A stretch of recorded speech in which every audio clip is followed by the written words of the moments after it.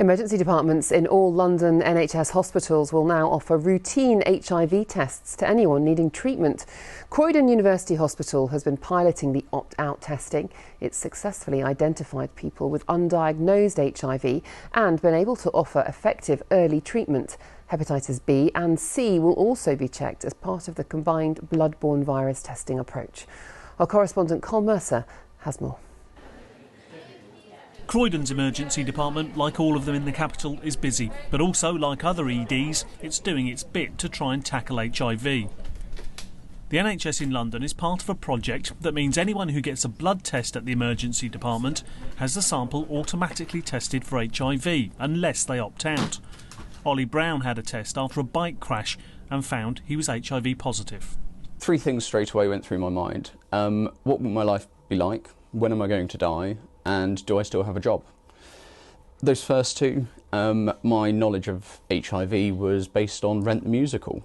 That's how out of date it was. And the team at Chelsea and Westminster rapidly dealt with those two. They were amazing. The support was already there and lined up. So those two were sorted. It means I take one tablet a day, I'm undetectable, which means I'm untransmittable and I can't pass it on. That's the only limit to my life.